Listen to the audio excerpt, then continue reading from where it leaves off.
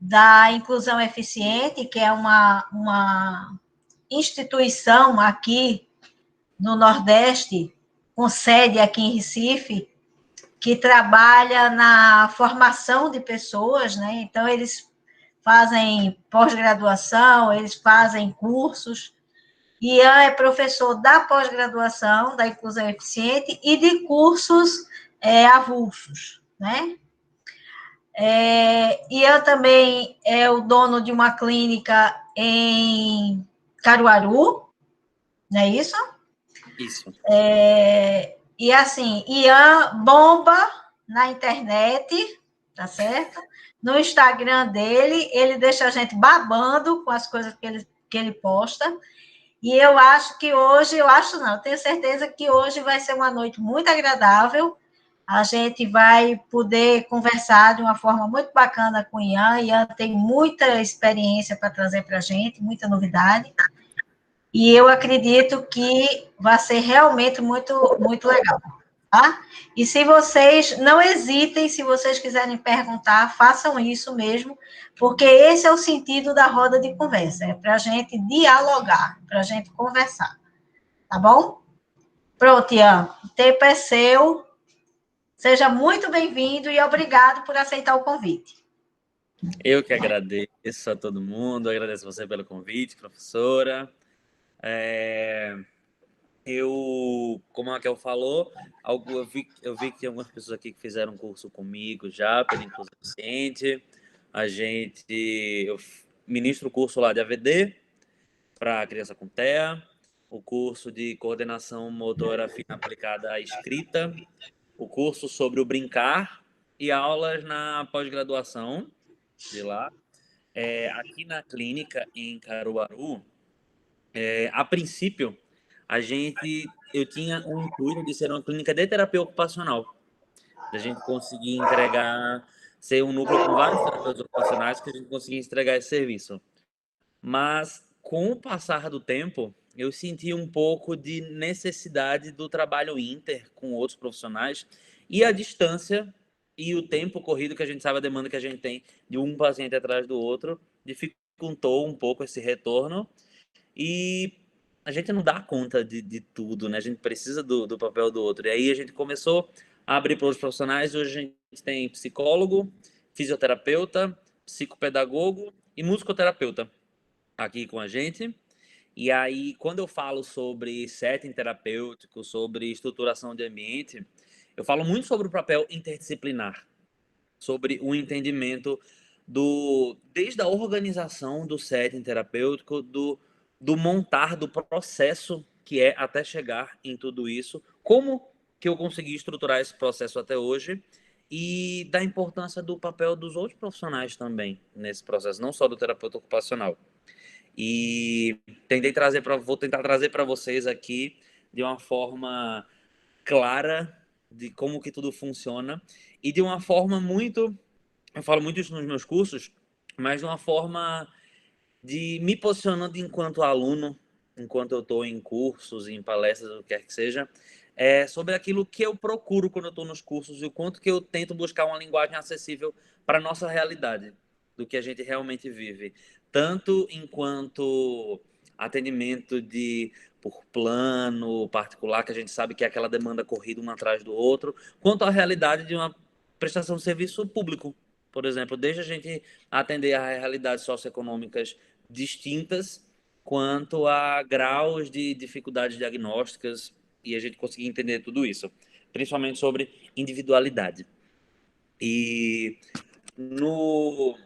primeira coisa, quando eu quis estruturar um pouco sobre esse curso com vocês, a gente falou sobre a estruturação do ambiente para crianças com TEA. E eu acho que a gente precisa retomar um pouquinho e voltar só para a nossa base sobre atualização diagnóstica. Porque quando a gente vai buscar referências sobre diagnóstico de TEA, a gente fica muito preso naqueles 3 pontos que a gente estudou, que fala sobre alteração de comunicação, comportamento e interação social, a tríade que a gente estuda e sabe muito bem sobre isso. Só que a atualização chegou e a gente deixou um pouquinho de lado isso, a gente ficou preso nesses 3 pontos. E isso não se vê dessa forma hoje. Porém, a gente vem num modelo médico, num modelo, infelizmente, hierárquico dentro da saúde, que ainda é olhado para o autismo dessa forma, com esses 3 pontos, e o diagnóstico ainda é fechado em cima disso. E a gente precisa entender qual o impacto dessa mudança de diagnóstico para entender como que a gente vai intervir. E essa mudança foi o seguinte: desses 3 pontos de comunicação, comportamento e interação social, a gente mudou para 2 pontos únicos de diagnóstico, que é alteração da comunicação social e comportamentos restritos e repetitivos. Se a gente for observar, a gente vai ver que a questão comportamental manteve isolada e o processo de comunicação e interação, ele meio que se juntou. Porque quando a gente fala só de alteração de comunicação, a gente entra com diagnósticos diferenciados, como diagnóstico de apraxia ou dispraxia de fala. E esses diagnósticos em separado vêm se confundindo muito com o autismo. E aí vem a demanda que a gente vem encontrando muito sobre. Chega uma criança com diagnóstico de autismo para você, e aí quando você vai tratar a criança, você vê que não é muito bem isso. E aí a gente entende muito o tanto de diagnóstico de autismo que vem surgindo ultimamente, tanto de crianças que vem aparecendo, esse boom do TEA, está muito ligado com o diagnóstico errado. Do tanto que está sendo simples e fácil se diagnosticar com autismo. Eu tenho um neuro que ele é daqui da cidade, e que eu acho incrível a forma com que ele organiza o processo diagnóstico, em que ele fala o seguinte: é impossível eu ver uma criança por 30 minutos e falar para você o que é que ela tem. Eu não sei como que essa criança acordou, não sei como que tá o dia dela, não sei como foi o caminho até aqui, não sei o tempo de espera, como que essa criança se deu. E eu sei que eu, enquanto médico, influencio no que eu vou fazer se no dia eu acordei bem ou não, se o café da manhã que eu tomei foi bom ou não para mim, o quanto que vai influenciar no meu ponto de vista. E a gente esquece de olhar para a pessoa enquanto pessoa. O modelo médico faz com que a gente olhe enquanto diagnóstico, enquanto problema, aquilo, e em 30 minutos a gente fica procurando problema, problema, problema. E aí ele fala para mim que, enquanto diagnóstico, ele precisa que um terapeuta ocupacional acompanhe essa criança por um certo tempo para poder dar uma devolutiva sobre o que ele acha do perfil ocupacional dessa criança, que um fonoaudiólogo veja todo o processo de comunicação e linguagem, que um psicopedagogo entenda o processo educacional e que o psicólogo veja as questões comportamentais, para que ele consiga, a partir dessa visão interdisciplinar, ter um diagnóstico real do que essa criança precisa. Porque a gente precisa entender muito o que as famílias estão procurando indo até a gente nesse processo. E as famílias vão depositando toda a esperança em cima da gente, e em 30 minutos o modelo médico faz com que a gente olhe e dê um destino para o que aquela criança vai fazer só com o que ela está mostrando ali para a gente. E a gente olha muito o problema, o problema, o problema. Eu fico muito triste quando eu vejo relatórios de outros profissionais, e quando eu vou ler o relatório, eu vejo uma criança com milhões de problemas e não vejo potencial naquele relatório. Que fala a criança com um comportamento inadequado, criança com estereotipia assim assado, com ecolalia, atraso de fala, dificuldade comportamental, nananana. E cadê as coisas boas que essa criança faz? Essa criança faz alguma coisa de bom? Com certeza faz. Com certeza faz. E essa família tem acesso ao diagnóstico. Essa família tem acesso a esse relatório. E essa família olha com anseio do que vai estar acontecendo ali. E eu acho que a gente precisa ter uma visão um pouco mais humana de tudo isso, de entender antes do diagnóstico, do processo, do problema que essa criança tem, entender quem está por trás de tudo isso, quem é a família que está procurando a gente e o que, que a gente vai entregar. Acho que a gente precisa ser apoio para essa família. A gente não pode ser mais uma pessoa que está atrás da bancada com jaleco, achando que tem um nível hierárquico em cima daquilo e que essa família vai ter receio de contar para a gente os problemas. Quantas vezes a gente recebe uma criança para avaliação e a gente vê aquela criança características claras de atraso de linguagem, atraso de comunicação, problemas comportamentais, e uma criança com zero fala, por exemplo, a família fala assim: ah, em casa ele fala, tá? Em casa é diferente. A gente sabe que não é. E a gente sabe que essa família está trazendo isso para a gente pelas expectativas e pelo que ela precisa e pelo que ela quer ali. E a gente precisa entender que isso é real. E não cabe a gente naquela hora falar assim: você tem certeza que é assim? e a gente falar assim, ó, preciso saber da verdade. Não, a gente precisa acolher essa família. A gente precisa fazer com que essa família acredite no que a gente tem para entregar, que essa família entenda o que a gente está fazendo ali, para que ela consiga entregar para a gente a verdade. Para que ela consiga entregar para a gente o que é real e o que é problema. Existe uma linha tênue e muito difícil da gente conseguir se organizar entre a família e trazer para a gente os problemas para a gente sanar, as dificuldades e a realidade daquele problema para a gente organizar, e a família que está ali para entregar para a gente o que a gente está pedindo. E aí fica um serviço meio que sem sentido, do tipo assim, o TO, o profissional qualquer que seja, passou uma atividade para eu fazer em casa enquanto mãe. Eu sou mãe, não sou terapeuta, eu não tenho que fazer tarefa de casa. Eu não tenho que dar conta do que o terapeuta está pedindo para fazer. Eu tenho que ser mãe. E aí, eu, enquanto mãe, que não vou dar conta daquilo, eu volto na semana seguinte para o terapeuta e falo: sim, fiz isso que você pediu, sim. E fica um ciclo sem verdade, que a gente não sabe aonde chega e por que está acontecendo isso. E para que isso flua, para que isso se organize de uma forma mais organizada, a gente precisa entender o que é demanda familiar. E essa demanda familiar, eu falo que a gente precisa ter alguns pontos para seguir tudo isso, num processo meio que nessa sequência em si, que é acolher essa família, criar o vínculo, ter a escuta humanizada para essa família, entender e estudar esse contexto, entender o processo de organização e estrutura familiar, para depois a gente conseguir entender o que é generalização, de como que a gente vai generalizar tudo aquilo que a gente faz em setting terapêutico para ser funcional numa vida, para ser funcional no dia a dia dessa criança. Quantas pessoas a gente já viu na internet, em qualquer lugar que seja enquanto referência, de atividades de coordenação motora, por exemplo, de pegar uma pinça e pega a bolinha e coloca num potinho, pega a bolinha e coloca no potinho. Essa criança vai fazer o que com isso? Isso vai ensinar o que para ela? Essa criança é ótima, ela sabe pegar bolinhas com a pinça e colocar num pote. Para quê? A gente precisa entender a finalidade do que a gente vem fazendo. Não adianta a gente ver uma referência, pegar um brinquedo, isso trabalha coordenação motora fina. Tá, para quê? Para ela usar onde? Essa criança, estou trabalhando com ela um componente de habilidade, que é coordenação motora fina, para aplicação no uso funcional, por exemplo, do processo de escovação. A gente está esquecendo, enquanto terapeuta ocupacional, de entender o nosso objetivo ocupacional. Se eu faço uma atividade de coordenação motora fina, de usar a bolinha com a pinça ali, eu posso fazer, um psicopedagoga pode fazer, uma psicóloga pode fazer, um AT, um aplicador aba pode fazer. E o que é que vai diferenciar nós, terapeutas ocupacionais, disso? O que é que vai diferenciar o que cada um está fazendo em cima disso? É o objetivo. E a gente precisa ter um objetivo ocupacional em cima disso, enquanto terapeuta ocupacional. A gente pode fazer a mesma sessão que um fonoaudiólogo, só que a gente precisa entender o que é que a gente está esperando daquilo. Se eu estou trabalhando com a criança, o processo de comunicação com ela, eu preciso trabalhar a comunicação social, que ela entenda o que é o processo de fala por troca, o que é comunicar para receber, o que é comunicar para ter um processo de interação.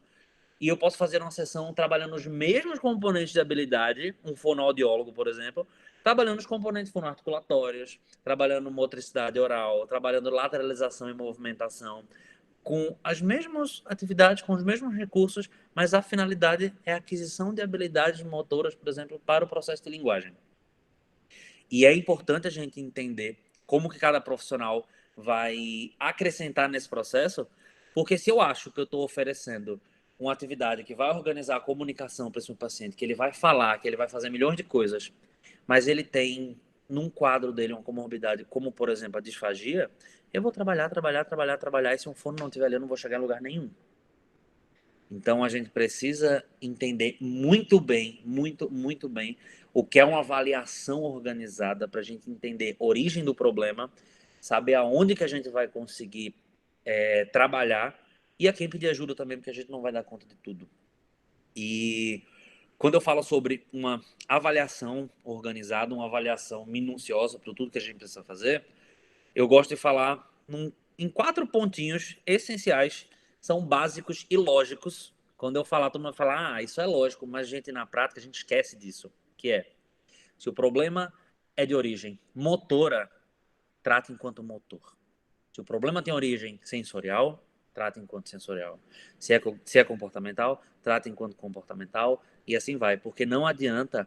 Hoje, existe muito esse nicho discrepante entre problema sensorial, então manda para integração sensorial, ou que é um problema comportamental, então a galera do ABA que vai organizar.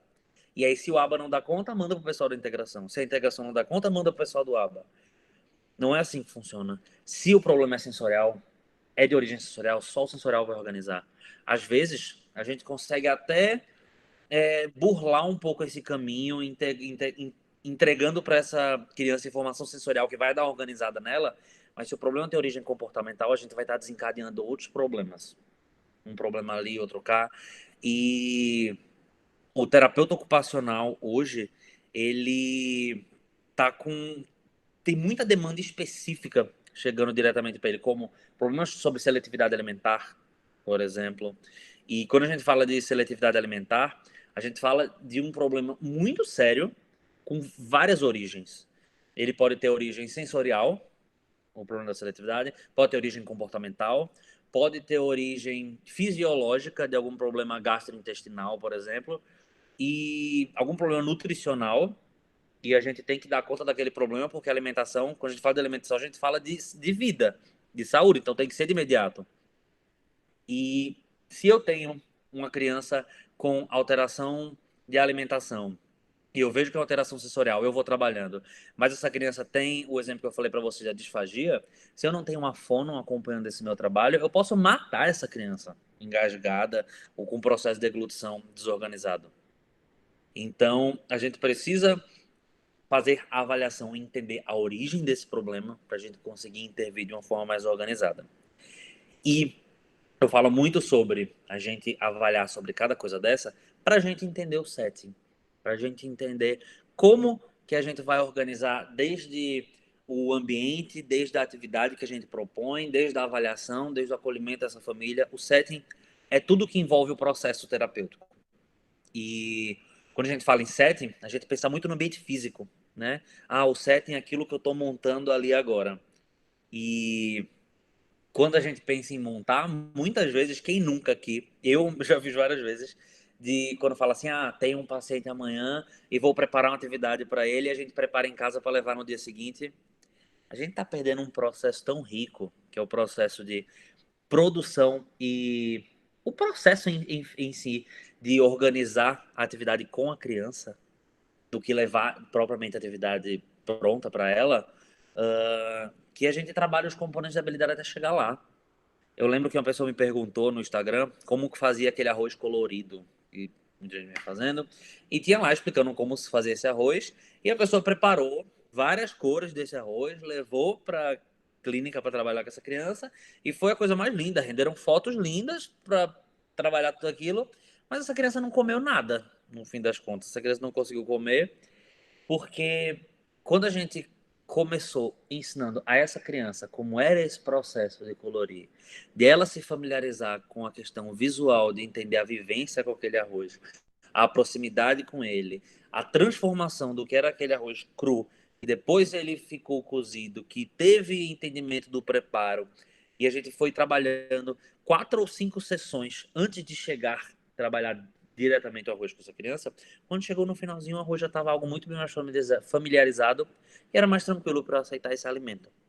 Então, a gente precisa entender que setting, mais do que deixar o ambiente pronto, é entender como preparar, entender o que eu preciso entregar, quando que eu vou entregar. Não é entregar tudo que eu preciso, a gente tem que conseguir dosar muito o que é um ambiente, um equilíbrio entre não ter mais estímulo do que a criança precisa, mas também não ter menos do que o necessário. E quando a gente traz a atividade pronta, quando a gente traz um ambiente completamente estruturado para aquilo, às vezes a gente está em pulando uma etapa de um processo onde a criança precisa problematizar tudo aquilo. E a gente entende muito isso quando a gente fala de praxis, do processo de planejamento, de organização e de execução de tudo aquilo. Quando a gente traz pronto, a gente só traz a execução. E quando a gente precisa de uma resposta adaptativa, que é experimentar o erro para conseguir consertar aquilo, é a hora que a gente mais aprende. É quando a gente erra. E se a gente for relatar as nossas experiências enquanto estudante, enquanto profissional, o que quer que seja, tenho certeza que as experiências mais marcantes foi quando a gente errou. Foi quando a gente errou porque a gente ficou naquele ponto e falou, não vou cometer mais esse erro. E eu entendi o porquê que eu errei. E quando eu entendo por que eu erro, eu consigo reorganizar as informações no meu cérebro para executar de uma forma melhor. Se for só acerto, acerto, acerto, gratificação, coisa boa, começa a ficar automatizado, começa a ficar algo muito robotizado e deixa de ser terapia e vira um espetáculo, um circo, algo muito mais de recreação. E a gente precisa muito se preocupar com como tudo isso vem acontecendo. Trazendo um pouco para a gente entender a finalidade de um setting terapêutico, a gente precisa entender o que é importante observar. E eu acho que observar, eu, por exemplo, no meu processo de avaliação aqui na clínica, eu não avalio a criança em um único dia. Eu avalio a criança em 5 dias aqui. Nesses 5 dias, o primeiro dia de avaliação, eu organizo uma sala só para avaliação, onde eu converso com a família, eu peço para vir a maior quantidade de membros da família que puder, para que eu consiga ver a visão de todo mundo ali, e aquela criança esteja com pessoas mais familiarizadas. E eu coloco um ambiente com coisas estratégicas soltas e a criança fica livre a sessão inteira. E eu preciso deixar a criança livre para eu já entender o que é que essa criança experimenta, o que é que essa criança busca, quem que ela procura, quem é uma referência para essa criança nesse processo. Então esse é o primeiro dia onde eu recolho toda essa história. E quando eu recolho a história da família, a gente está observando essa criança livre e fazendo o processo de anamnese mesmo. No segundo dia de avaliação, eu divido entre avaliar todas as questões motoras, segundo dia, avaliar todas as questões cognitivas, terceiro dia, avaliar todas as questões sensoriais e no último dia, avaliar todas as questões comportamentais. Eu deixo as questões comportamentais por último, porque a gente precisa estruturar um processo de vínculo, um processo de entendimento de quem é aquela criança em dias diferentes, em horários diferentes e em ambientes diferentes, para a gente conseguir avaliar tudo isso. E quando eu vejo essa criança nesses 5 dias, um apanhado mais abrangente de tudo isso, que é quando eu apliquei os testes, o perfil sensorial, tudo o que for preciso, é quando eu consigo traçar algum objetivo para aquela criança ou para aquela família. E lembrando que o objetivo terapêutico não é nosso. O objetivo não pode ser nosso. O objetivo tem que ser da família. Precisa ser da família. Se for nosso, não faz sentido nenhum. E eu, falando sobre ter sentido ou não o objetivo, que tem muito a ver com o setting terapêutico, eu queria contar uma experiência para vocês que eu tive sobre colocar o objetivo, que foi uma experiência de erro. E foi quando eu dei o estralo de entender como que eu traço um objetivo para aquela criança dentro do plano terapêutico. E foi quando eu estava atendendo um paciente na casa dele, faz uns 3 anos isso. E essa criança era uma criança com autismo, ele tinha 14 anos, estava entrando na adolescência, e era uma criança que não ia para a escola, que tinha um processo social muito difícil, comportamentos agressivos. Aí o isolamento social acontecia por causa de processos de agressividade, de a família não conseguir organizar esse processo e inserir essa criança. E quando eu cheguei lá para organizar tudo isso, para ver o que estava acontecendo, essa criança não cortava o cabelo, tinha um cabelo gigante, a barba crescendo também, unhas, o processo de higiene era difícil. E a gente começou a trabalhar as questões imediatistas que se precisavam ali. Que aquela criança precisava se alimentar com os alimentos que ela precisava comer e não só o que ela dava conta ali, de conseguir ter uma questão social mais organizada dentro de casa, pelo menos. E a gente foi tratar o que era de imediato. Essa criança super se organizou, conseguiu já comer com talher, conseguiu se limpar sozinho, conseguiu tomar um banho mais organizado, depois de um processo bem longo. E eu falei assim, tá, agora eu vou trabalhar com essa criança as coisas mais minuciosas. E eu fui ensinar ele a, depois do almoço, ele levar o prato dele diretamente para a pia e que ele lavasse o prato dele depois do almoço e guardasse. E eu trabalhei milhões de coisas com ele, desde o entendimento do quantidade de água que ele precisava abrir ou não, de detergente, do cuidado com a louça, da coordenação para tudo isso. E eu estava me achando incrível fazendo tudo aquilo. E aí cheguei um dia, marquei um almoço com a família para a gente conseguir colocar em prática as coisas que a gente vem trabalhando. Ele montou o próprio prato, ele se alimentou, ele serviu o suco do pessoal, foi bem organizado. E no final a família, quando achou que tinha acabado, eu falei, não, agora ele vai lá levar o prato dele, foi pra pia, levou, lavou tudo que tinha que lavar. E aí, quando ele organizou tudo, eu falei, e aí, pessoal? Fui mostrar pra família, a mãe chegou pra mim e falou assim, então, Ian, faz quanto tempo que você vem trabalhando com ele pra ele conseguir lavar o prato? Conseguir organizar tudo isso? Faz em média um mês, expliquei o que a gente vinha trabalhando, por que tudo isso. Ela tá, é porque, graças a Deus, a gente tem uma condição socioeconômica muito boa. A gente tem 3 empregadas aqui na nossa casa. E meu filho nunca vai precisar lavar um prato na vida dele. E não tem sentido nenhum meu filho aprender a lavar louça, porque ele nunca vai precisar disso. E a família tá coberta de razão.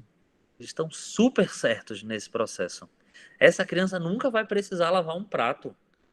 E eu tava colocando o meu objetivo ali. Não era o objetivo da família. E eu trabalhei em cima daquilo que eu achava que era adequado em cima dali, não que a família precisava. E quando eu fui ver o que, é que a família queria dali, o que, é que a família precisava trabalhar, essa criança se desorganizava muito quando a internet oscilava ou caía. Ele chegava a jogar o computador ou quebrar, bater nas coisas porque a internet oscilava. E o que a família queria era que ele aprendesse a reiniciar o modem sozinho. E esse era um papel ocupacional na vida dessa criança, que ia fazer total diferença no relacionamento dele com os familiares, que ninguém ia ter mais receio que essa internet caísse, ninguém ia ficar com medo de quando ele viesse correndo do quarto para bater no modem, o que quer que seja, porque ele ia conseguir fazer isso sozinho, sem uma desorganização.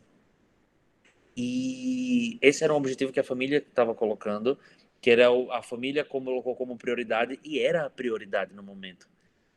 E eu precisei entender no erro que o que eu tenho enquanto proposta, seja ele o objetivo mais incrível que seja, trabalhando com as atividades mais mirabolantes possíveis, mais lindas, com milhões de componentes, que o que eu preciso trabalhar é o que a família quer.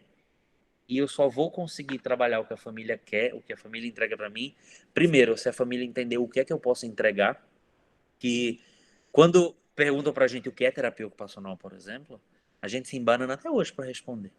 Porque a gente pensa, tá, eu sei explicar o que é terapia ocupacional para uma pessoa que tem conhecimento científico, ou o mínimo que seja de conhecimento, para explicar com palavras ok. Mas e para explicar o que é terapia ocupacional para uma pessoa do serviço público que não tem escolaridade, que está ali porque mandaram ir, que não sabe nem para que está lá? Então a gente precisa saber entregar o que, que a gente faz, saber entregar aonde que a gente vai poder ajudar para a família poder pedir para a gente, para a família poder chegar na gente e falar qual o problema. Porque eu acho que até hoje eu nunca recebi um paciente que a família veio para mim por demanda espontânea porque ela falou assim, eu fui pro TO porque eu acho que meu filho precisa de TO. Acontece isso com fono, que a criança não fala, a família acha que precisa de um fono e vai lá para a criança falar. Acontece com o fisioterapeuta, porque o filho está demorando para andar e ele vai lá tentar ajudar o filho a andar. Mas para um TO, ninguém procura por forma espontânea, um TO. E as pessoas vão para a terapia ocupacional por necessidade, por indicação de alguém ou porque alguém disse que precisava. E se eu preciso cuidar do meu filho, quem quer que seja, eu vou entregar o que estão dizendo ali que precisa. Se é um médico que está ali dizendo que ele precisa, eu vou lá e vou entregar. E às vezes não se dá o trabalho nem de explicar o que é que a gente faz. A gente só vai lá, faz o processo de avaliação e acha que a família sabe o que a gente faz, a gente vai entregando. E ainda assim, quando acaba a sessão, a gente vai lá passar a tarefa de casa para essa família. E a gente não precisa transformar essa família em terapeuta. A gente precisa pegar tudo que a gente faz em setting terapêutico e traduzir em função lá na casa dele, lá na escola, lá na pracinha, lá no mercado que ele vai com a família e sair, entender que o setting, mais do que a nossa sala linda e maravilhosa e bonita que você montou lá, essa criança não tem essa sala linda e maravilhosa em casa. Ela não tem tudo isso no parque que ela tem lá. Você tem uma base suspensa, um cavalo suspenso na sala de integração sensorial, mas o que ele tem é um escorregador de cimento na frente da casa dele, no parque. E a gente vai ter que entregar o que é real para essa família.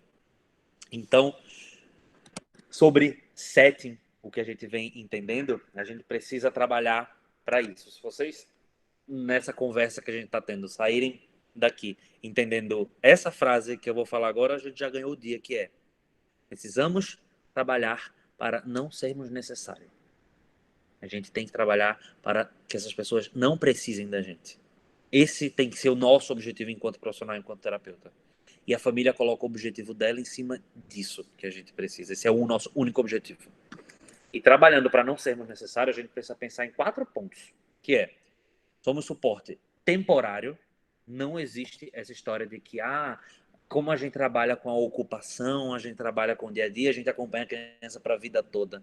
Eu estou vendo crianças que chegam na terapia com 2 anos de idade, estão 10 anos, ainda estão com o mesmo terapeuta, fazendo a mesma coisa, tá lá com aquele terapeuta há 8 anos já, e não tem para que essa criança estar com esse terapeuta mais. Então a gente precisa de suporte temporário. A gente precisa trabalhar com ganho de habilidades. Essas habilidades precisam ser generalizadas para quê? Para ter uso funcional no dia a dia. E para que esse uso seja funcional, a gente precisa muito, muito, muito analisar o contexto cultural de cada um. Porque para ser funcional, não é ser funcional no que nós acreditamos que é funcional, é ser funcional naquela família, naquela realidade, naquele contexto.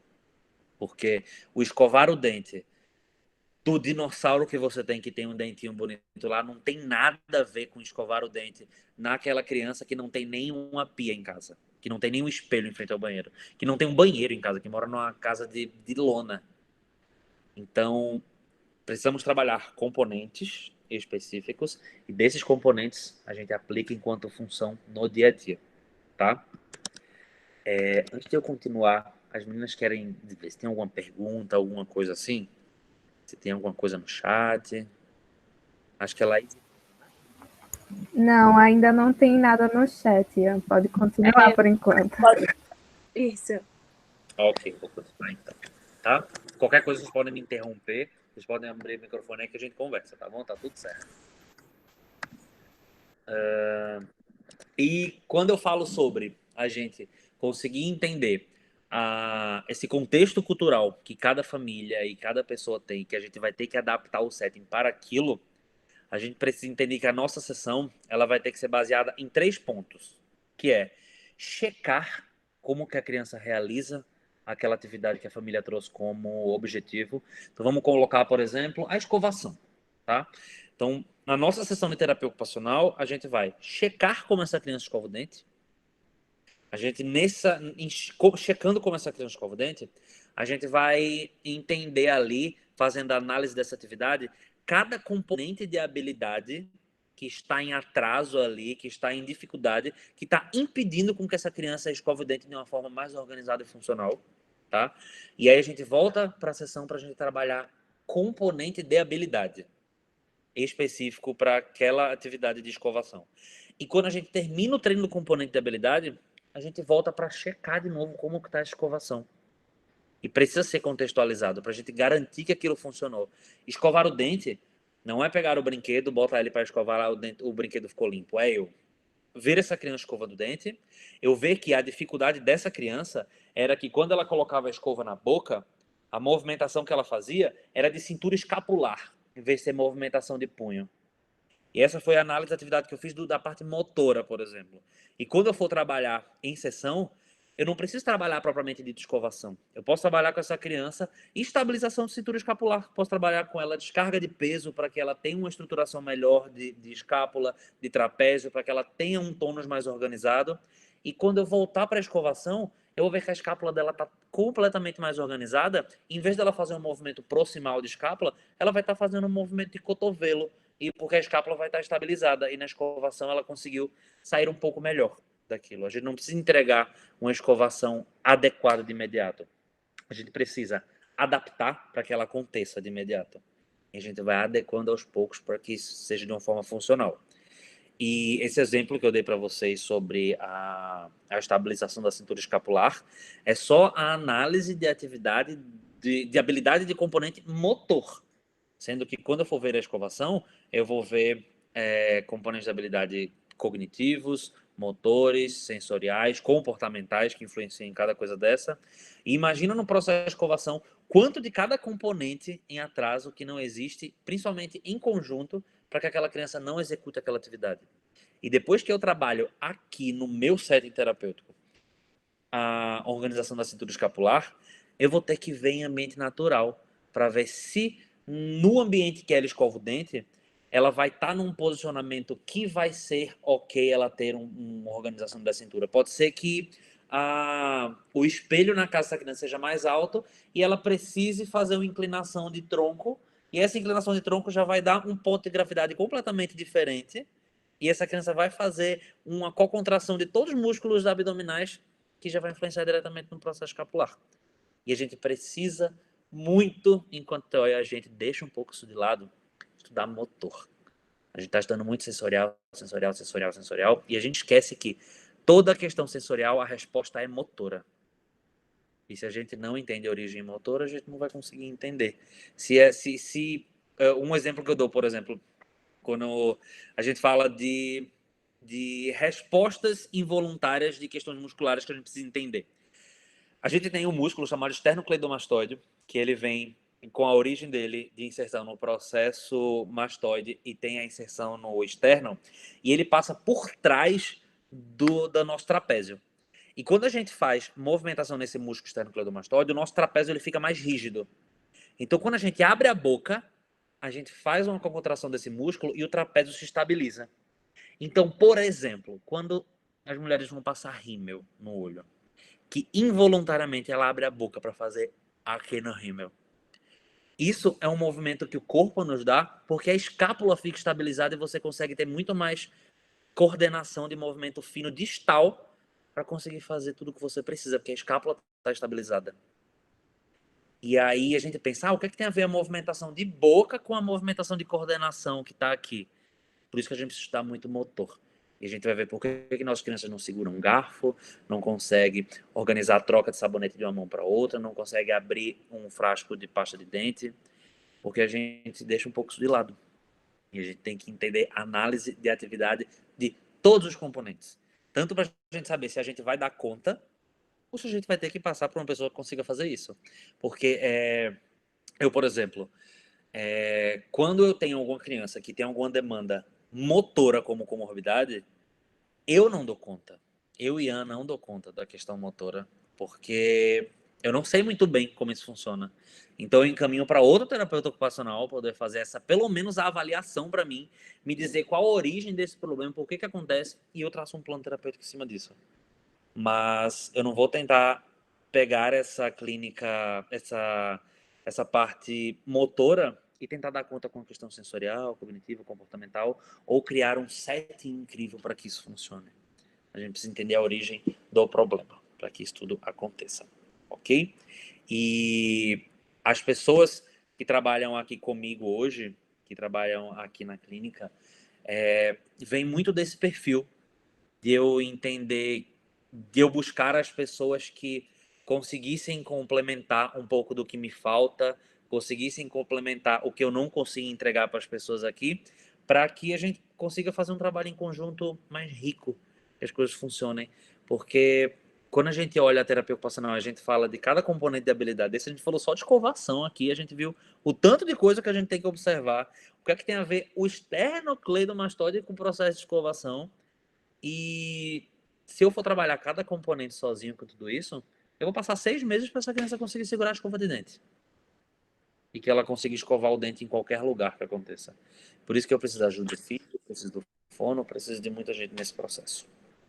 Ian, Pode falar. Tem uma pergunta no chat para você. Você pode ler? Posso? Isabel perguntou. Aí na clínica vocês sempre visitam a casa do cliente? Para o terapeuta que não poderá fazer isso, como analisar essa atividade sem ver o ambiente? Sim. A gente sabe que a gente tem uma demanda, por exemplo, trabalhando por plano de saúde. que tem gente que tem que atender paciente de 20 em 20 minutos e que, inclusive, o serviço não permite que você saia e vá à casa do cliente, por exemplo.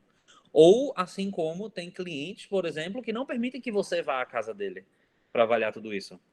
Então, quando eu falei de vínculo familiar, que a gente precisa acolher essa família, é acolher, criar vínculo, é receber essa família, ter uma escuta humanizada, é para a gente conseguir ter acesso à realidade que tudo isso está acontecendo e usar das estratégias possíveis para isso. Essa família pode filmar, se essa família descreve, ou se entendendo que não é só em casa, que essa criança também vai para a escola, que essa criança vai para N outros lugares, que essa criança vai para um shopping, e a gente precisa ir no shopping para essa criança lanchar e entender como é que funciona tudo lá. E vai muito desse modelo centrado na família, de entender como que a família permite que isso aconteça. E se você não tem como ter acesso a isso, e a gente tem que adaptar para ver como que essa família vai trazer para a gente, por relato, por vídeo, por que quer que seja, como que aquilo funciona lá, para a gente conseguir adaptar aqui. E falando em adaptar aqui para realizar lá, na casa do cliente, onde quer que seja, a gente precisa muito entender o que cabe a cada um de nós e entender também a que a gente está disposto a fazer. Porque se a gente está trabalhando num serviço onde eu não tenho acesso, eu não tenho autorização a ter acesso a essa família, eu não consigo ter um acesso à família. Eu já cansei de ver relato de profissional que trabalha em clínicas, em qualquer que seja, que nem contato com a família tem. Ele está lá atendendo aquela criança e devolve a criança, nem contato com a família tem. Qual a função disso? A pessoa mais interessada nesse processo é a família. Então, se a gente também vai estar disposto a entregar isso, porque se eu não tenho um contato com a família hoje do que é que eu estou fazendo a cada sessão, eu tenho um devolutivo de família a cada sessão, porque é necessário. Se eu não tenho isso, não tem para que eu estar atendendo essa criança, porque eu vou estar entregando o meu objetivo, não o objetivo da família, mais uma vez. E eu não sei se eu respondi, acho que é isso. Eu acho que só ficou faltando a primeira pergunta, que ela pergunta Sim. se você faz isso na sua clínica, se você visita a casa. Então, eu não gosto nem de falar dos exemplos daqui, porque eu sei que eu estou numa situação de privilégio, onde aqui, por exemplo, a gente tem 4 terapeutas ocupacionais aqui na clínica, onde só 3 desses terapeutas ocupacionais têm horários fixos para cada criança, responsável por sua criança, e a gente tem um terapeuta ocupacional aqui que a gente chama de terapeuta ocupacional itinerante, que ele roda entre todas as sessões e todas as outras terapias, como coterapeuta, ele não tem paciente fixo, ele roda por todos, para que essa criança consiga generalizar, e o que ela faz comigo, ela faz com outros, e consiga fazer tudo isso. E esse terapeuta itinerante, ele ou substitui alguém que está aqui, para esse alguém que está aqui visitar a escola ou a casa, ou ele mesmo vai até lá, para que isso funcione. Mas eu sei que isso é uma posição de privilégio, que não é realidade de quase ninguém. Fico muito feliz em poder ter isso, lógico, que é uma realidade que eu fico muito feliz em conseguir entregar tudo isso, mas sei também que nem é todo mundo que tem acesso a tudo isso. Mas eu acho que a gente precisa entender que é necessário que isso aconteça. E a gente não aprende no processo de formação mesmo, do quanto que isso é terapia também. Falar com família é terapia, atender família é terapia, ir na escola é terapia. O processo de deslocamento até lá é um processo terapêutico. E quando aconteceu a pandemia, que a gente começou a fazer teleatendimento, aqui na clínica a gente não teve muito impacto sobre isso, porque isso já acontecia de muito tempo. Sabe quando a família manda um vídeo pra gente no final do dia, pra gente falar o que aconteceu com aquela criança, o que tá acontecendo? Aqui, isso já funcionava muito bem enquanto teleatendimento. Se a família quer mandar um vídeo pra gente conseguir organizar tudo isso, o tempo de assistir o vídeo, de analisar o vídeo, de dar o retorno para a família, que o retorno que a gente sempre dá de cada vídeo, cada mensagem que seja, é por videochamada, ou por ligação, isso é atendimento. E a gente não está acostumado a entender que a gente precisa valorizar um pouco do que a gente está fazendo. Todo o raciocínio clínico de avaliar aquele vídeo, de entregar o que fazer em cima daquilo, é terapia. Terapia não é só dentro da sala que você está. E entendendo como isso funcionava, na pandemia a gente não sofreu muito impacto aqui por tudo isso, porque as famílias já funcionavam dessa forma, já sabiam como lidar com cada coisa dessa. E na situação de privilégio que eu coloquei para vocês, que a gente tem aqui, a gente sim vai na escola, vai na casa, viaja com uma família, por exemplo, para uma praia, para um shopping, para vivenciar aquela realidade do paciente, para entender como que funciona. Sim. Tá, você respondeu. E que situação de privilégio. Pois é, menino. Por isso eu não gosto nem de falar. Mas ainda assim, sendo uma situação de privilégio, eu falo muito para as pessoas que estão aqui comigo. Eu gosto muito, muito, muito de receber as pessoas aqui para entender principalmente o processo avaliativo. De como que é receber essa família, como é isso, e não receber aqui para ver o que tem aqui, ou como que funciona aqui de estrutura. Eu, na graduação, eu descobri meu diagnóstico, eu tenho TDAH. E foi no processo de graduação que eu descobri que isso acontecia e explicou muita coisa de como que eu vinha funcionando da minha organização, de, de conseguir entregar tudo o que eu queria, de ficar me cobrando para tudo isso funcionar. Me guiou e funcionou para tudo isso, mas da mesma forma que me guiou para ficar super frustrado quando eu não conseguia organizar tudo isso. E quando eu ficava super frustrado que eu não conseguia ter acesso a tudo isso, que eu não conseguia entregar tudo isso, eu ia desistir do curso, inclusive no quarto período.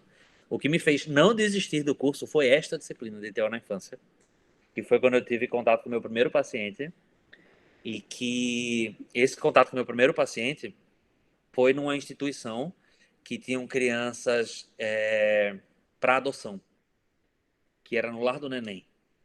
E lá a gente precisava muito do contato com o assistente social. Se não houvesse contato com a assistente social, não tinha finalidade de a gente estar atendendo aquelas crianças ali. Porque, primeiro, essas crianças iam cada uma para um lar diferente e eu ia fazer trabalho com aquelas crianças ali para quê?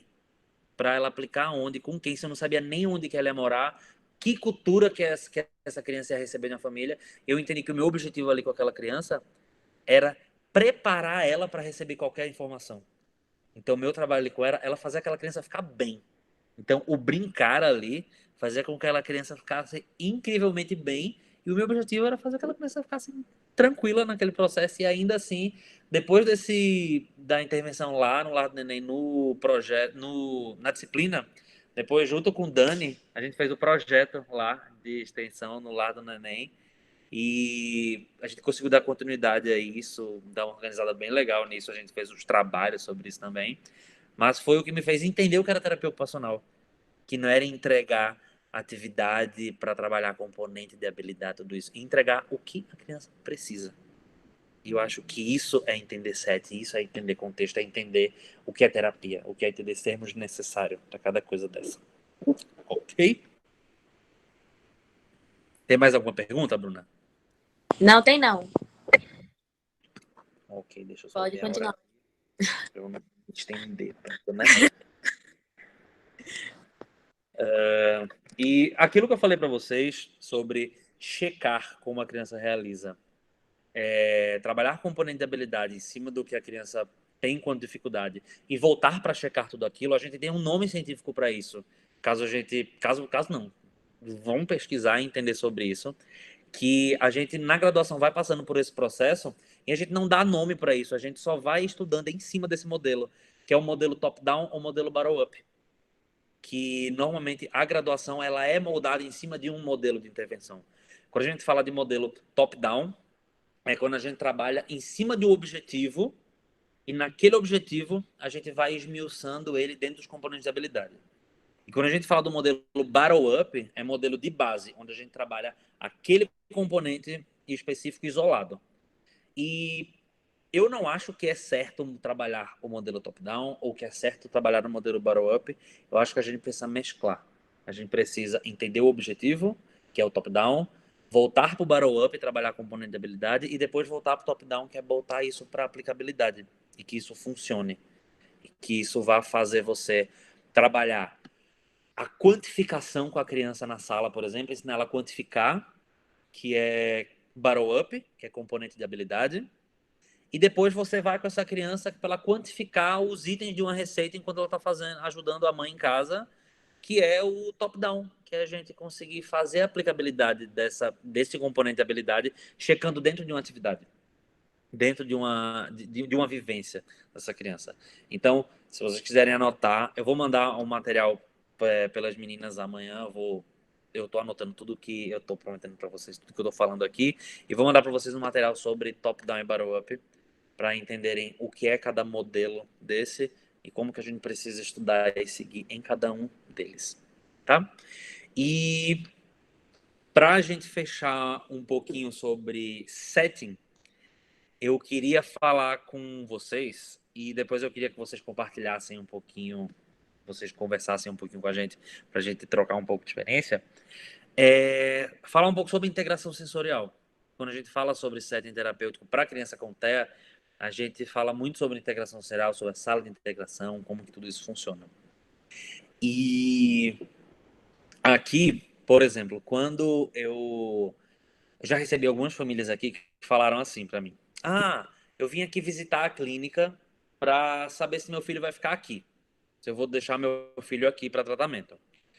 E aí eu entro numa sala de reunião, por exemplo, e converso com essa família para explicar o que é que a gente faz, como que funciona. E a família: não, mas eu quero conhecer, para ver o ambiente, para ver se ele vai ficar aqui. E eu falo assim: então, se eu for levar você para conhecer cada sala que tem aqui, você vai deixar seu filho aqui, garanto. Mas não é isso que vai fazer seu filho funcionar ou não. Porque eu posso entregar para você uma sala incrível aqui, um monte de coisa maravilhosa, e não ter quem faça o que ele precisa, e não ter quem entregue o que ele precisa entregar. Então, para que o setting funcione, a gente precisa de quem entenda do que essa criança precisa. Então, é muito mais do que eu vou oferecer para o seu filho, do que eu vou conseguir avaliar, do que eu vou conseguir estruturar para ele, do que a gente tem aqui. E aí, depois disso, a gente vai lá e você conhece a clínica inteira e tá tudo certo. Eu aqui, por exemplo, eu me segurei por muito tempo de não colocar a foto da nossa sala, de não colocar a imagem daqui da sala da clínica no Instagram. Onde é que eu coloquei há pouco tempo, como coloquei, acho que na época que a gente começou a pandemia, que eu coloquei os vídeos daqui das salas, porque eu sei que as pessoas tomam muito como referência isso. E como eu falei para vocês, eu acho que eu estou numa situação de privilégio que não é todo mundo que consegue ter acesso a isso, e não é isso que vai fazer as coisas funcionarem. Não é a sala, não é o material que tem aqui. É o tanto que eu consigo ter raciocínio clínico e entender o que é que aquela criança tem enquanto dificuldade e como que eu vou ajudar nesse processo. E aí tem um lugar aqui que a gente criou que eu só fiz porque era um gosto muito meu e eu achava que ia funcionar aqui. Eu nunca coloquei lá, que é um jardim sensorial que a gente fez aqui. E como que é esse jardim? Esse jardim é um corredor bem comprido, que a gente tinha aqui na clínica, que era uma área externa, aberta, ela é toda aberta. E aí o que eu fiz, a gente tampou ela inteira com vidro e só deixou no finalzinho a parte aberta para quando chover cair chuva. E a chuva cai em cima a gente mandou cavar e fazer tipo um laguinho natural. E tem uns peixinhos de verdade nesse lago. E até chegar no lago, a gente tem 5 ambientes. A gente tem um ambiente de grama real, um ambiente de areia de praia, um ambiente de pedrinhas, um ambiente de grama sintética e um ambiente de solo liso. E nesse caminho desse jardim, a gente tem hortinha, tem o material da rede para a gente pegar os peixes que tem lá e devolver, organizar tudo isso. E quando a gente olha, o pessoal vem aqui, todo mundo fica encantado, que é um lugar incrível, tudo aquilo, aquilo outro. E é um lugar que a gente não usa quase nunca aqui. É um lugar que a gente quase nunca usa, porque qual a criança hoje que tem o costume, dentro das rotinas corridas das famílias, de organizar uma horta em casa? De colher as coisas que ela planta para conseguir comer daquilo da origem que ela está plantando? Qual a família que tem tempo hoje de plantar uma planta com uma criança, esperar crescer para colher para depois fazer alguma coisa? Não é realidade. Qual a família que sai hoje e tem tempo para conseguir pescar um peixe e devolver esse peixe depois pro mar. Vai pescar para quê? Você vai devolver. Sabe que a rotina de todo mundo é muito louca hoje para a gente conseguir entregar isso para alguém? E é um lugar lindo, incrível. A gente usa esse lugar quando a gente está no intervalo e a gente vai lá para ficar conversando. Porque é um lugar que traz paz, mas enquanto terapia não tem muita função. Não tem muito porquê. O máximo que a gente usa é quando a gente precisa usar alguma textura lá, para usar a areia da praia, para usar o gramado e tal. Mas ainda assim não tem muita aplicabilidade. E aí por isso que a gente precisa entender que setting é muito mais do que um ambiente organizado e um ambiente planejado. É o que essa pessoa tem acesso, é o que essa pessoa vai conseguir usar. E quando eu falei para vocês que a gente vai falar sobre integração sensorial, é entender que ninguém tem uma sala de integração sensorial na sua vida. Ninguém tem nada parecido, por exemplo, com o disco com isso aqui. Esse material aqui. Isso aqui serve para quê? Que finalidade que tem isso? Nenhuma. A criança que vai trabalhar isso aqui vai trabalhar o quê usando esse material? No máximo vai ser divertido ela se pendurar lá e fazer alguma coisa, mas o material é tão difícil de se usar que até a criança não consegue subir sozinha ali. Você tem que ajudar a criança a subir. E se você está ajudando ela a subir, você está pulando aquela etapa que a gente conversou de planejamento e organização. A criança só está executando. Então, o material não serve de nada. É só para encher a sala e deixar linda ali, deixar bonito para ser vendável. Então, precisamos entender de fato o objetivo da integração sensorial, que é muito mais do que ter uma sala linda, incrível, cheia de balanço, cheia de coisa pendurada, com tirolesa, com tudo aquilo. Qual a criança que usou uma tirolesa fora da sala de integração sensorial que vocês atendem hoje? Qual a criança que usa uma parede de escalada fora da sala de integração sensorial hoje? No máximo vai escalar o rack da casa e a família vai chegar aqui brigando com você. Dizendo, olha, agora tá subindo em tudo em casa, viu? E sim, é culpa sua que isso não era escalar na parede escalada. E aí a gente precisa estudar um pouco mais o objetivo da integração sensorial enquanto neurociência, enquanto neurologia, para a gente entender o porquê que a integração sensorial funciona. E eu tenho a certificação de integração sensorial e eu vou falar uma coisa para vocês, até que ter cuidado que isso vai estar gravado, que quando eu fui fazer a certificação de integração, eu fiquei super perdido. Eu olhei para aquilo que estava acontecendo e não entendi o porquê que eu estava ali estudando aquilo e eu estava esperando a hora para poder conhecer o Jardim Botânico. Eu estava esperando a hora para poder jantar num restaurante que tinha lá em Curitiba que todo mundo falava, porque eu não tinha base de neurologia para poder entender o que a integração tinha para entregar. E eu sei que existe a questão mercadológica hoje de ter a integração sensorial, de ter o Denver, o TIT, o PECS, o ABA, tudo o que é preciso. Mas se vocês tiverem a oportunidade de estudar neuro antes de fazer a certificação de integração sensorial e estudar motor, anatomia, antes de fazer o BOBAT, era o conselho que eu gostaria de ter ouvido antes de fazer qualquer curso que eu fiz. Porque a gente tem base para entender e usar. Senão você vai só colocar o certificado bonitinho lá na parede e botar a criança no balanço achando que está sendo um TO incrível fazendo integração sensorial.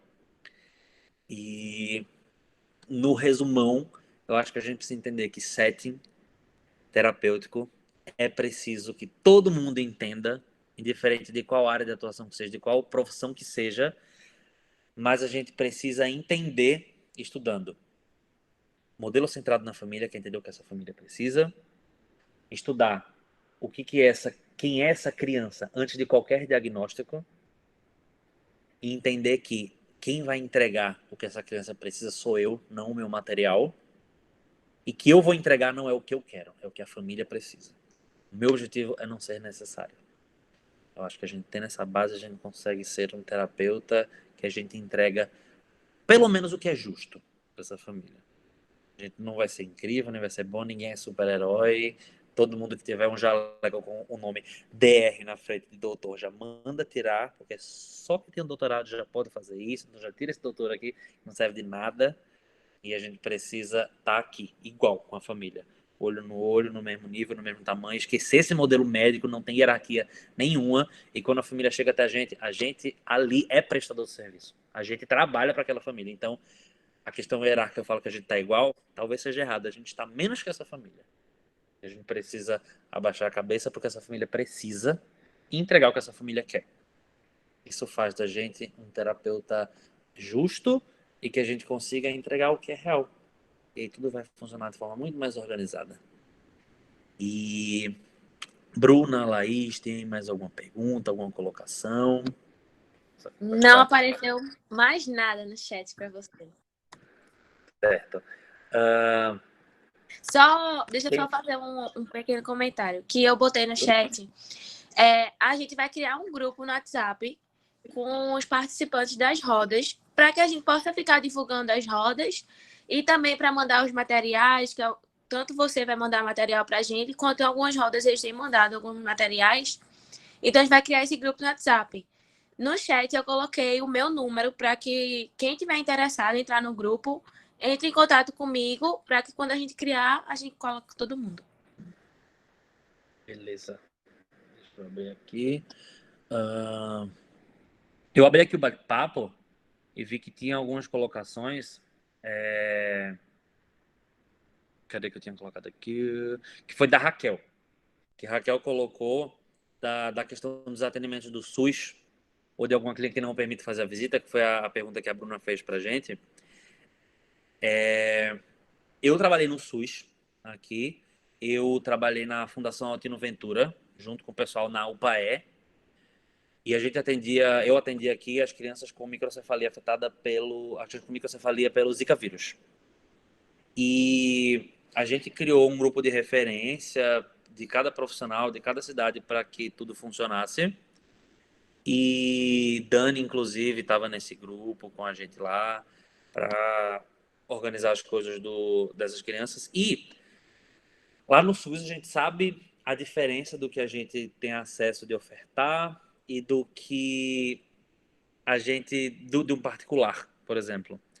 Mas eu consegui organizar um processo lá do que eu consegui entregar na realidade que aquelas crianças precisavam. De entender que tinha dia que eu não precisava atender aquela criança, que eu precisava atender aquela família, de ter dia que eu não esqueço, isso não foi no SUS, foi no particular, mas eu acho que cabe colocar aqui, quando uma criança chegou na minha sala e a criança chegou super desorganizada, irritada, com muita birra, um processo bem agressivo.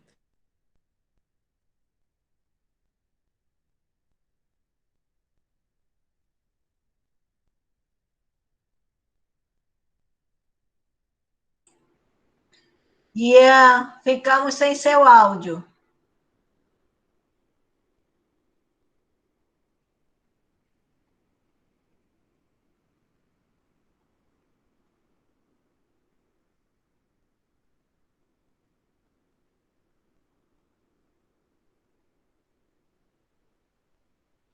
O seu microfone está ligado, mas a gente não está ouvindo você falar.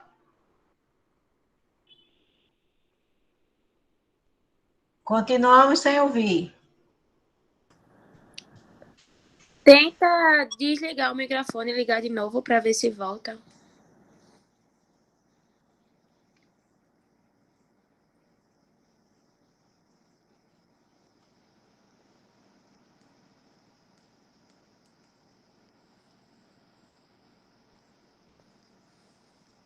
Voltou não.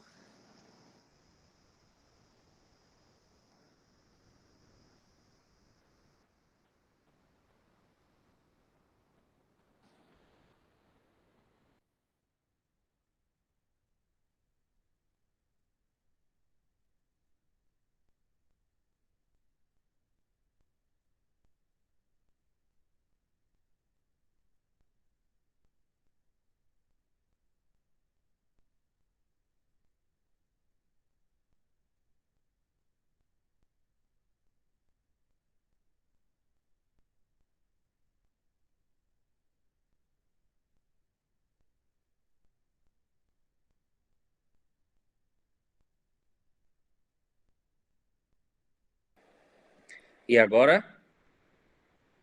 Beleza. Pronto. Deixa eu ver aqui onde eu estava. Tô aqui. E quando eu falei para vocês que a gente precisava entender um pouco sobre integração sensorial, entender organização de setting terapêutico, eu queria colocar só um adendo que a gente peca muito quando a gente vai montar a nossa sala, ou que a gente vai organizar tudo isso, que a gente se empolga na hora que a gente vai comprar as coisas, e a nossa sala fica um carnaval. Fica milhões de informação. É um balanço vermelho, com uma bola azul, com um colchonete colorido, e bota um desenho assim na parede, bota tudo aquilo. E isso é muito uma realização pessoal, é uma realização profissional pessoal de acontecer isso. E a gente precisa estar atento para as questões de atenção, para as questões de concentração e de excesso de estímulo. E esse é um dos únicos pontos quando a gente fala de setting terapêutico e estrutura ambiental, de fato. Tem um curso que eu falo, que eu dou com o pessoal da Inclusão Eficiente, que o nome do curso é Estruturação de Ambiente Terapêutico para Criança com TEA. E nesse curso, a gente fala sobre as 10 principais características do autismo e como estruturar o ambiente para cada uma dessas características. Que ambiente usar, qual material usar, então para que serve cada material de integração sensorial dentro daquela característica. Então, por exemplo, a gente fala sobre o flapping. A gente estuda a origem do flapping, o porquê que o flapping acontece, por que ele pode acontecer e suas origens, e como que a gente pode organizar uma sessão para amenizar os fatores que ocasionam o flapping, seja ele de origem motora, sensorial ou comportamental. E isso é algo mais dirigido e específico para a estruturação de ambiente físico. Eu quis trazer para vocês a diferença entre estruturação de ambiente, que é organizar sim ambiente físico, e setting terapêutico. A gente precisa diferenciar um pouco isso. E eu sei que algumas pessoas até mandaram mensagem para mim falando que estariam aqui hoje. Gostei muito de você falar sobre setting, quero muito saber como montar a sala, como usar cada coisa dessa. E essa é a diferença entre estruturação de ambiente e setting terapêutico. A gente precisa dar uma organizada nisso para que a gente consiga fluir. Oi, Ian. Tem alguma coisa que tu acha que é essencial nessa estruturação do ambiente físico para auxiliar no setting terapêutico? Sim. Eu acho que o ambiente físico ele precisa ser adaptado a cada paciente, a cada sessão. Então, sabe quando você tem a sala pronta e tem tudo pendurado lá já, tudo esquematizado do jeito que está pronto, e você usa essa sala para todos os pacientes naquele mesmo dia? Sabe quando a gente compra um brinquedo novo, um recurso novo, e a gente, por desejo pessoal, usa aquele brinquedo com todos os pacientes, a gente fica naquele anseio de fazer isso? Todo mundo já fez isso. Eu já fiz isso, todo mundo já fez.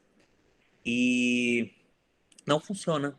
A gente precisa adaptar a estruturação física daquele ambiente para cada criança. Então, se você vai precisar usar um balanço com a criança naquela sessão, você tira esse balanço e você coloca junto com essa criança, para ela entender de onde veio, por que veio, como que funcionou.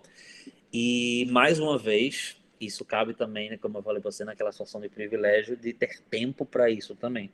Porque se eu estou num plano de saúde que eu trabalho atendendo de 20 em 20 minutos, eu vou perder mais da metade da minha sessão para organizar essa criança, para organizar esse setting. Lembrando que em 20 minutos é muito difícil a gente conseguir organizar alguma coisa. É muito difícil a gente conseguir dar conta de alguma coisa.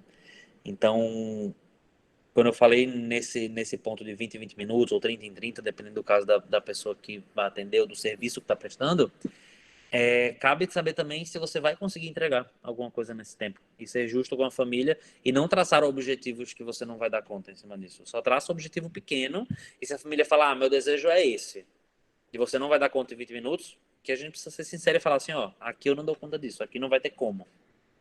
A gente conseguir dar organizado. Então, sobre o ambiente físico, eu acho que é basicamente isso. Desculpa a curiosidade, mas teus atendimentos têm quanto tempo de duração? Aqui cada atendimento tem 50 minutos de duração, mas as famílias ficam sobre aviso de cada uma delas, sabendo que eu posso devolver a criança um pouco antes ou que eu posso devolver a criança um pouco depois, e vai depender do momento que eu estou na sessão, como funciona, como que eu organizo isso.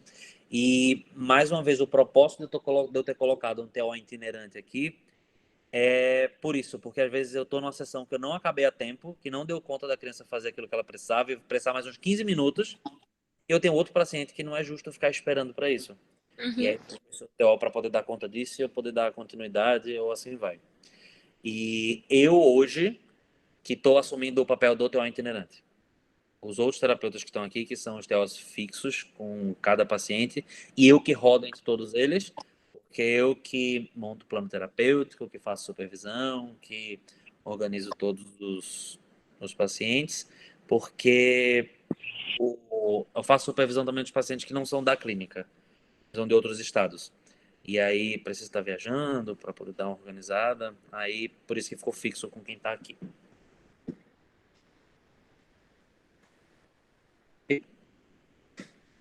Foi. Mais E alguma? não, continua sem perguntas. Certo. Sobre...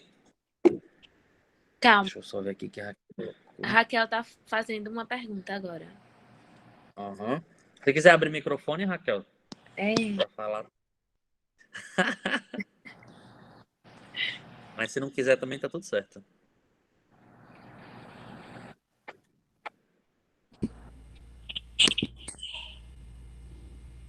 Não tô conseguindo.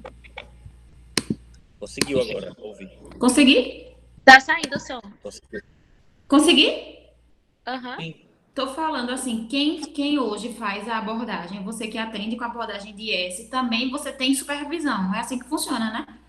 Quando eu tenho uma certificação, eu vou passar por um tempo também sendo supervisionado. Tem isso, né? Então, sobre a certificação. Deixa eu pensar que palavras que eu vou usar aqui, porque isso estará no YouTube, pode ser usado contra mim. Mas é o seguinte, a certificação internacional, ela só é internacional no Brasil. Fora do Brasil, por exemplo, nem existe a certificação. As pessoas, se você for perguntar a um TO nos Estados Unidos, você fez certificação. Que certificação? Os TOs são TOs.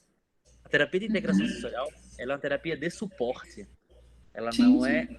uma terapia que você vai seguir e vai falar assim, eu sou terapeuta da integração sensorial. Não, Sim, você sim. usa a integração sensorial como suporte para fazer algo. E no Brasil, você faz a certificação, que existem 3 lugares que fazem certificação hoje no Brasil, Uhum. e na certificação você sai do certificado e já fala o que você quiser. Mas nada impede de você ser terapeuta ocupacional hoje, não ter a certificação sensorial e trabalhar com os conceitos que a integração sensorial deu pra gente, que a gente aprendeu, por exemplo, com a Ana Cláudia na faculdade. Porque, teoricamente, a faculdade forma a gente como terapeuta ocupacional e a gente está usando a integração como suporte. Então, a gente pode usar dessa abordagem como pedir. E aí a gente fala mais sobre isso. Quando não estiver gravando, a gente pode esmiuçar um pouco mais sobre isso. Tudo certo, Raquel? Tudo bem. Qualquer coisa, tu fala comigo no WhatsApp, no Instagram, a gente conversa um pouquinho mais. Ian, eu acho que mesmo você não, até porque não é o objetivo da roda, falar sobre a integração sensorial, mas eu acho que você disse uma frase aí que, para mim, alegrou o meu coração, né?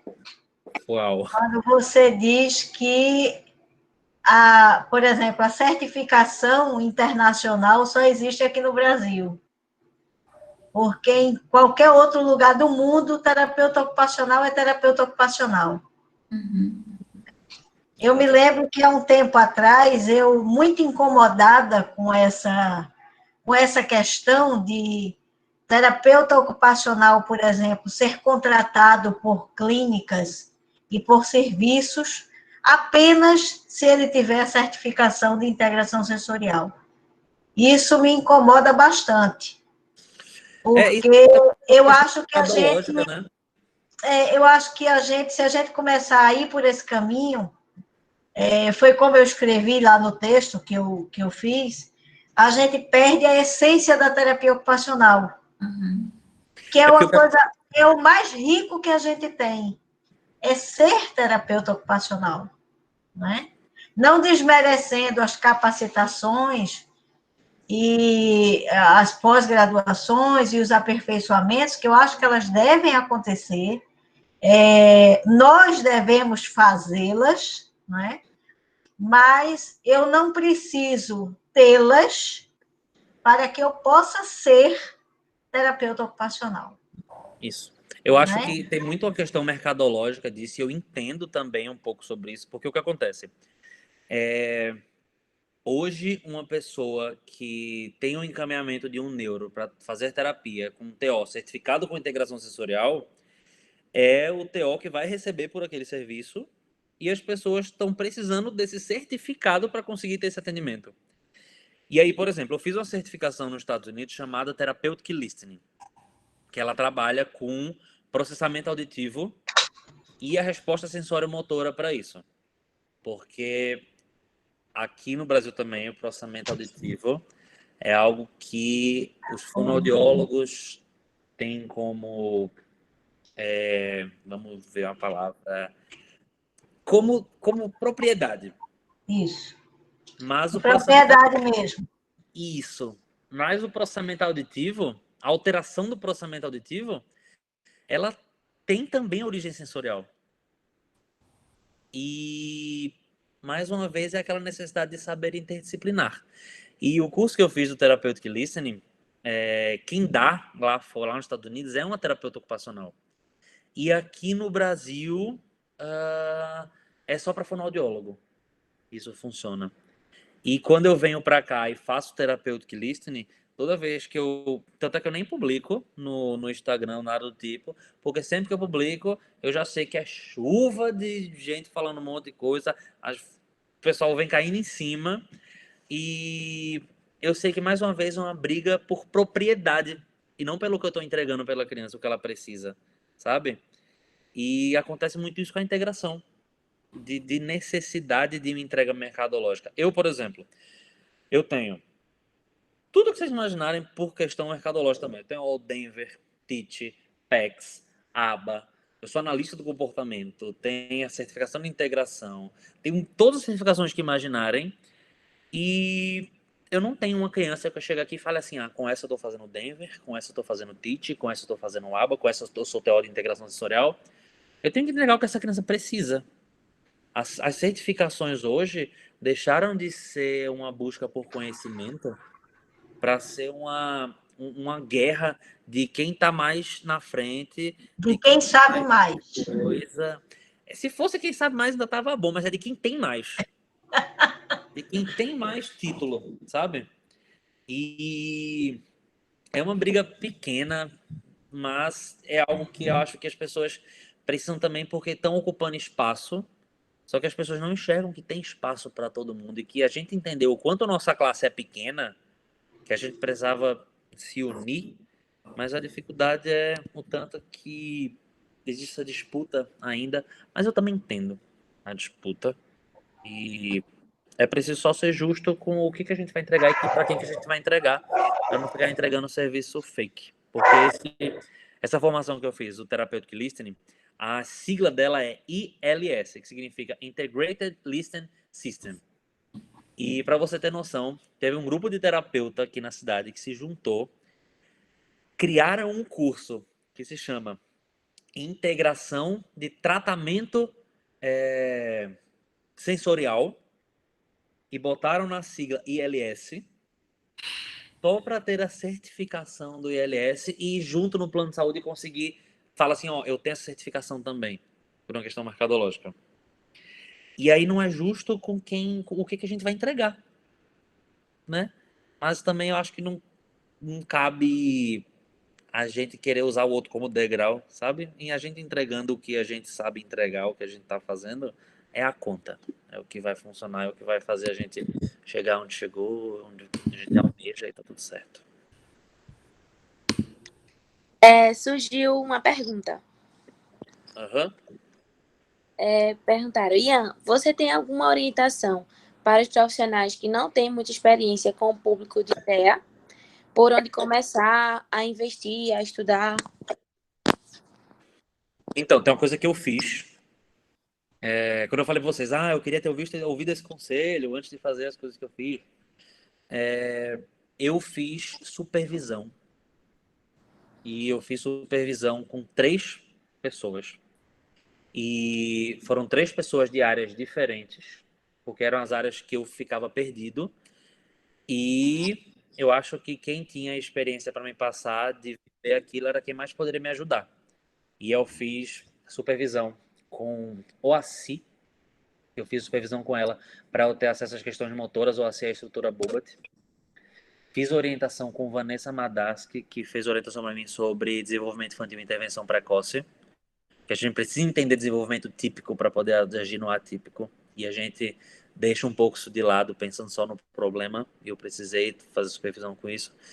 E fiz supervisão com Regis sobre construção de carreira, para entender como organizar o processo de ser terapeuta ocupacional, entregar o que eu preciso e chegar onde eu preciso chegar também. E aí, eu acho que a melhor coisa a se fazer nesse processo de formação é supervisão com quem entende do assunto.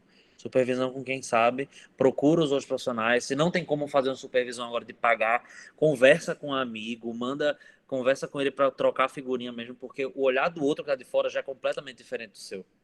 Então, supervisão, mandar para o outro, pedir para o outro achar o que você acertou e o que você errou, é onde mais ajuda, onde a gente mais cresce.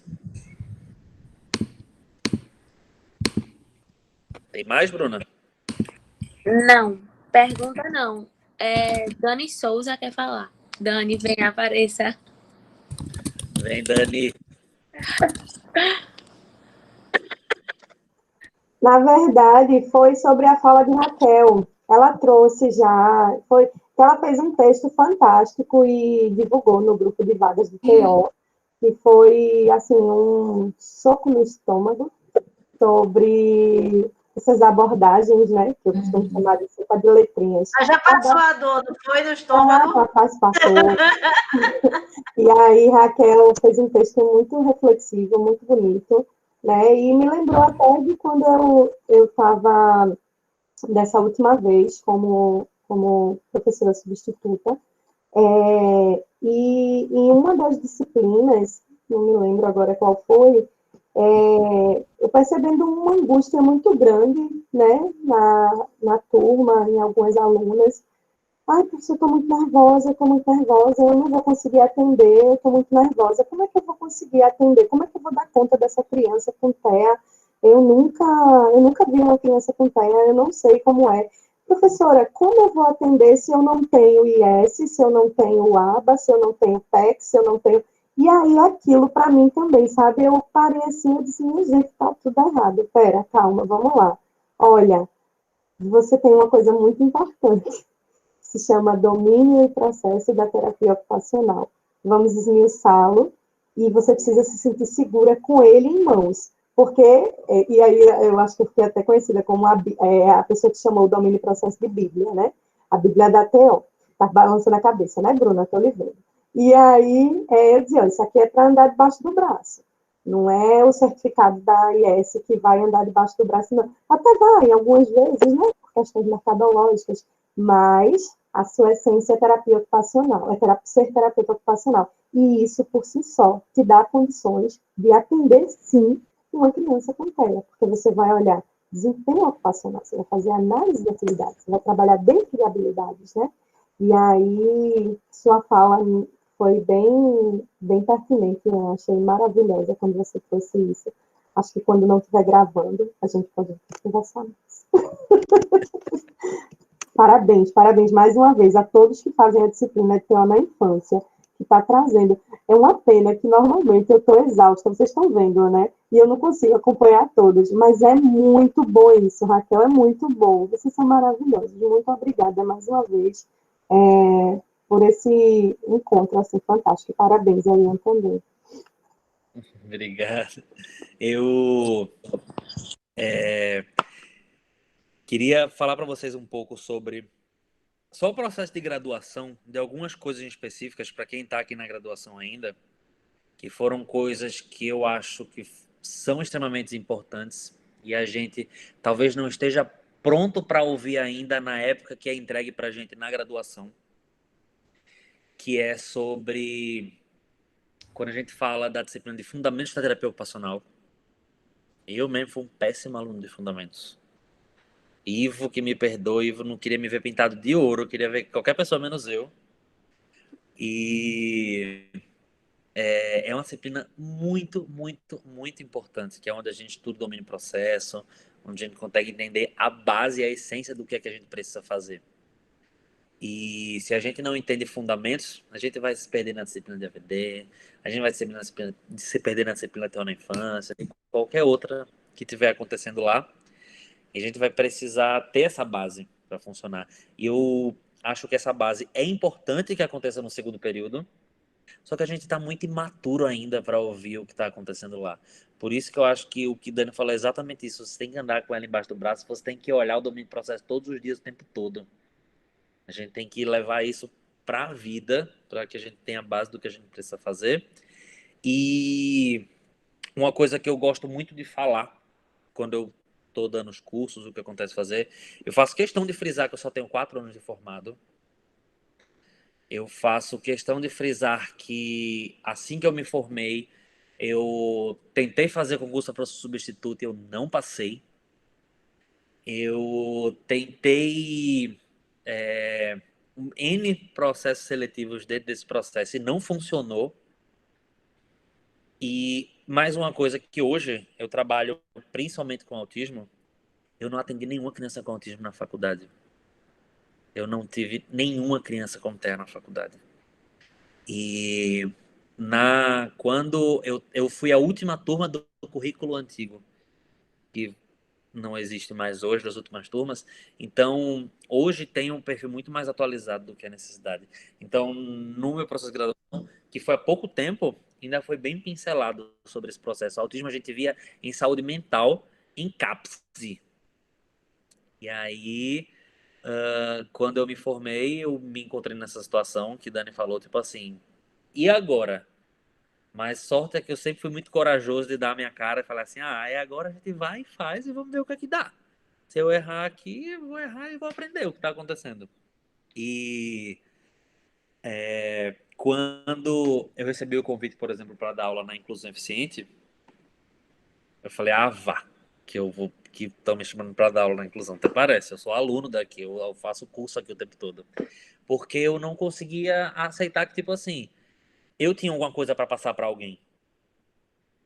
Mas eu acho que isso de conseguir passar para alguém o que você sabe, ou o que eu faço, ou o que eu vivi aqui, é muito sobre entender a base. E não sobre ter certificações, e ter títulos, e ter cursos, e ter viajar para fazer curso e qualquer coisa disso. É sobre entender a base que faz a gente entender qualquer outra coisa.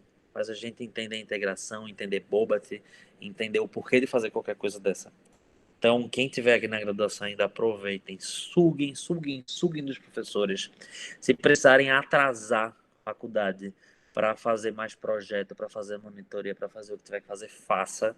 E uma coisa que eu fiz que foi a melhor coisa da minha vida na faculdade foi quando eu fui estagiar, eu escolhi as coisas que eu mais detestava. Eu fui estagiar com um idoso, que eu não tinha um pingo de paciência, porque eu sabia que eu não gostava de atender idoso, então eu falei assim, quando aparecer emprego eu vou trabalhar com o que tiver. Então eu vou estagiar logo com o que eu não sei para poder estar pronto para tudo. Então não briguem para escolher o melhor estágio. Quero estagiar em tal lugar, quero estagiar no MIP, quero estagiar ali, aquilo. Vão para o que vocês não sabem, vão para o que vocês não gostam, porque quando vocês formarem, vocês não sabem o que aparece. Isso vale muito, muito, me ajudou muito quando eu estagiei nos lugares mais difíceis para mim. Me preparou para muita coisa, porque eu precisei errar muito. E eu acho que é isso. Ian, só uma pergunta que surgiu. Você falou que fez supervisão quando se formou. Explica um pouquinho o que é essa supervisão que tu fez. Tá.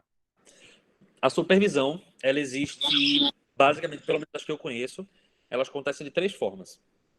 que é a supervisão de caso clínico, e você supervisiona um caso em específico e trabalha em cima daquele caso. Tem a supervisão de área de intervenção, então supervisão sobre desenvolvimento infantil, intervenção sobre integração sensorial, supervisão sobre questão motora, boba, o que quer que seja. E existe a supervisão profissional, que é você ser supervisionado enquanto profissional, o que você precisa estudar, que caminho você precisa seguir, o que é que você vai dar essa organizada. Pelo menos o tipo de supervisão que eu conheço e que eu faço são essas 3. Eu faço esse tipo de supervisão e foi a que eu fiz e que me deu orientada. Não sei se existe outro tipo, mas a supervisão que eu faço é online. Em alguns casos é presencial, dependendo do lugar que for acontecer. E a supervisão vai depender da pessoa que está procurando por isso, se vai ser uma vez na semana, uma vez no mês, 15 dias, como funciona. É como uma orientação de TCC, só que é uma orientação para a vida. Certo, obrigada. No chat as pessoas estão te parabenizando. E Sandy, só uma observação que ela fez, que ela contou um pouco da experiência dela, que ela percebe que até a evolução dela muda quando ela lê o domínio processo. Então, enfatizando mais uma vez a importância do ser terapeuta ocupacional, além de cursos. Uhum. É isso. Queria agradecer a todos vocês também. Eu falo muito, eu não pauso, eu não respiro. Tenho que me organizar. E eu gosto muito do curso presencial, de conversar, de estar lá junto, sabe? De interação, de ter que as pessoas conversem na hora e troquem comigo. Mas espero que eu tenha deixado claro aqui para vocês. Eu tentando olhar aqui no rostinho de cada um. Eu tinha um slide preparado. Eu não coloquei o slide porque eu preciso olhar para vocês para ter algum retorno. E eu vi que tem algumas pessoas aqui que já fizeram um curso comigo, que já viram como é que isso funciona. Queria dizer que eu estou extremamente feliz e honrado que eu estou aqui com pessoas que me ensinaram muito. Ana Cláudia, Dani, Miriam, Raquel, vi que Flávio apareceu aqui também.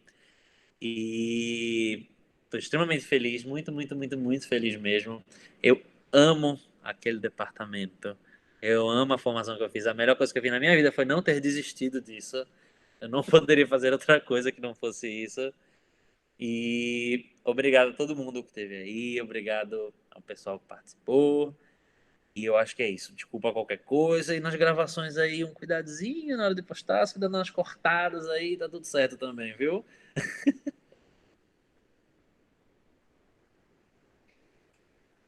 Tá bom, pessoal. Alguém tem mais alguma pergunta para fazer para Ian? Alguém quer abrir o microfone para falar alguma coisa? Fiquem à vontade.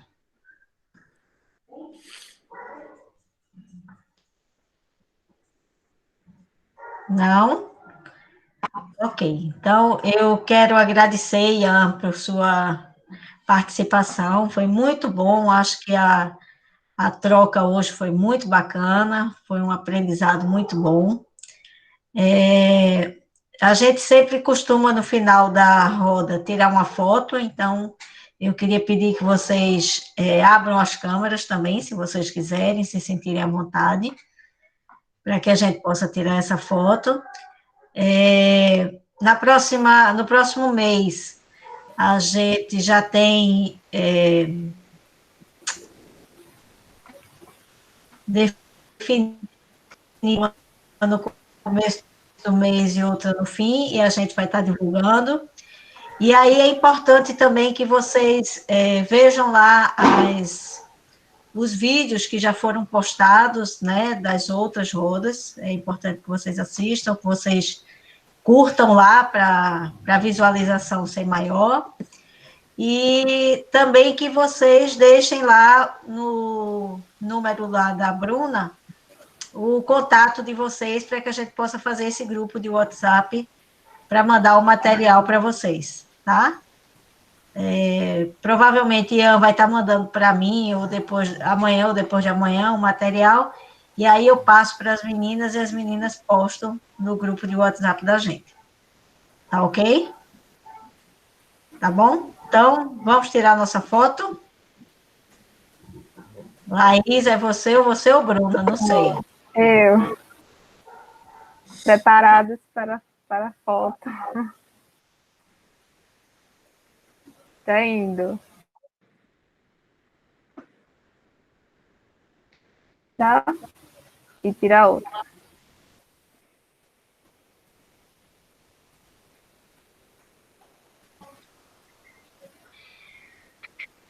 Ok. Foi. Ok, pessoal. Boa noite a todos. Muito obrigada pela presença. Uma boa noite, beijo. Gente que faz muito tempo que eu não vejo, né, Marina? Beijo para você. Tchau, pessoal. Obrigada, Ian, mais uma vez. Tchau, obrigada.